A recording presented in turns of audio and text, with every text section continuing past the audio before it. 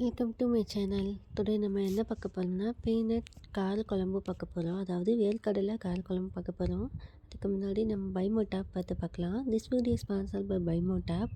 இந்த Bymode app வந்து பார்த்திங்கன்னா வந்து ஆன்லைன் ஷாப்பிங் தான். இது வந்து ப்ளே ஸ்டோரில் டவுன்லோட் பண்ணி இன்ஸ்டால் பண்ணி பாருங்கள். ஆப்பிள் ஃபோனில் ஆப் ஸ்டோரில் டவுன்லோட் பண்ணி இன்ஸ்டால் பண்ணி பாருங்கள். உங்களுக்கு ரொம்ப யூஸ்ஃபுல்லாக இருக்கும். இந்த லிங்க் வந்து பார்த்திங்கன்னா நான் இந்த வீடியோவில் டிஸ்கிரிப்ஷனில் கொடுத்துருக்கேன். இந்த லிங்க் கிளிக் பண்ணி பாருங்கள். உங்களுக்கு ரொம்ப யூஸ்ஃபுல்லாக இருக்கும். அதாவது ப்ரைஸும் ரொம்ப லோவாக இருக்கும். லோவஸ்ட் ப்ரைஸாக இருக்கும். உங்களுக்கு ரொம்ப யூஸ்ஃபுல்லாக இருக்கும். பாருங்கள். வாங்க வீடியோக்குள்ளே போகலாம். ஒரு கடாயில் எடுத்துக்கோங்க. அதுக்கு தேவையான அளவு எண்ணெய் ஊற்றிக்கோங்க. ஒரு 12 to 15, ஏன்னா எண்ணெய் அதிகமாகவே இருக்கணும் இதுக்கு கார குழம்புனாலே. இதில் ஒரு 15 ஸ்பூன் அந்த மாதிரி ஊற்றிக்கோங்க. நான் நிறையவே ஊற்றிருக்கேன். அடுத்தது நம்ம கடுகு ஆட் பண்ணிக்கோங்க.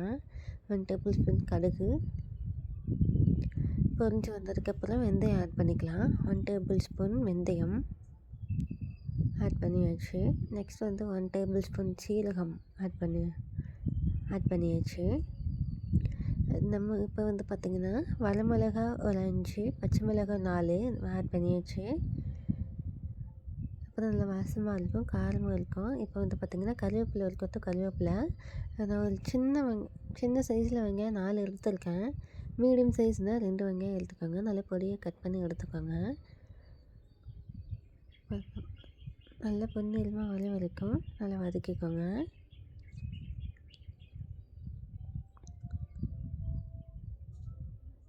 பாருங்கள், நல்லா பொன்னிறமாக வர வரைக்கும் வதங்கிடுச்சு. இப்போ நம்ம பூண்டு ஆட் பண்ணிக்கலாம். ஒரு 7, 8 பல் பூண்டு நறுக்கி வச்சு பொடியாக நறுக்கி கட் பண்ணி எடுத்துருக்கேன். ஆட் பண்ணியாச்சு. இப்போ வந்து பார்த்திங்கன்னா தக்காளி ஆட் பண்ணிக்கலாம். 3லேருந்து 4 தக்காளி ஆட் பண்ணிக்கலாம். சின்ன தக்காளியாக இருந்தால். மீடியம் சைஸ் கட் பண்ணி ஆட் பண்ணிக்கிட்டேன். நல்லா வதங்கட்டும். தேவையான அளவு உப்பு ஆட் பண்ணிக்கோங்க. உப்பு ஆட் பண்ணியாச்சு. நல்லா வதக்கி வச்சுருங்க. ஒரு 5 நிமிஷம் அப்படியே இருக்கட்டும். நல்லா வதங்கட்டும். பாருங்கள், நல்லா வதங்கிடுச்சு. நல்லா மிக்ஸ் பண்ணி விட்டுக்கோங்க. இப்போ நம்ம மசாலாவை ஆட் பண்ணிடலாம். 1 டேபிள் ஸ்பூன் மஞ்சள் தூள், மல்லித்தூள் 2 டேபிள் ஸ்பூன் ஆட் பண்ணிக்கோங்க. நெக்ஸ்ட் வந்து பார்த்திங்கன்னா மிளகாய் தூள் 2 டேபிள் ஸ்பூன் ஆட் பண்ணிக்கோங்க. Next garam masala 1 table spoon add பண்ணிக்கோங்க. நல்லா மிக்ஸ் பண்ணி விட்டுக்கோங்க.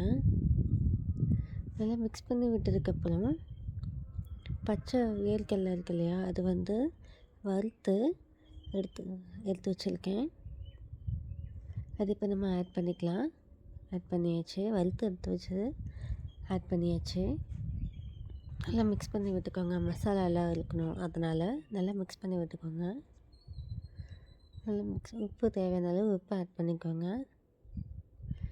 உப்பு ஆட் பண்ணியாச்சு. நல்லா மிக்ஸ் பண்ணி விட்டாச்சு. நெக்ஸ்ட்டு நம்ம வந்து ஒரு லெமன் சைஸ் அளவுக்கு புளி ஊற வச்சிருக்கோம். அது வந்து இப்போ நம்ம கரைச்சி சேர்த்துக்கலாம்.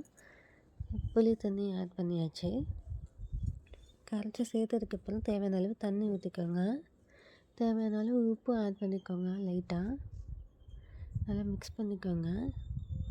நல்லா மிக்ஸ் பண்ணி கொதிச்சதுக்கப்புறம் பாருங்கள், நல்லா கொதிக்குது. எண்ணெய் பிரிஞ்சிச்சு. இப்போ தேங்காய் கூட சீரகம் இருக்கு இல்லையா, அதை வந்து நான் மிக்ஸ் பண்ணி இதில் மிக்சியில் போட்டு ஆட்டியிருக்கேன். அதை வந்து ஆட் பண்ணியாச்சு. நல்லா இந்த பச்சை ஸ்மெல் போகிற வரைக்கும் நல்லா கொதிக்கட்டும். பாருங்கள், கொதிச்சிருச்சு. எண்ணெயும் பிரிஞ்சிருச்சு. நம்ம மல்லி இலை போட்டு மிக்ஸ் பண்ணியிருக்கேன். இப்போ நம்ம ஸ்டவ் ஆஃப் பண்ணிடலாம். உங்களுக்கு இந்த வீடியோ பிடிச்சிருந்தா லைக் பண்ணுங்கள், ஷேர் பண்ணுங்கள், சப்ஸ்கிரைப் பண்ணுங்கள். தேங்க்யூ.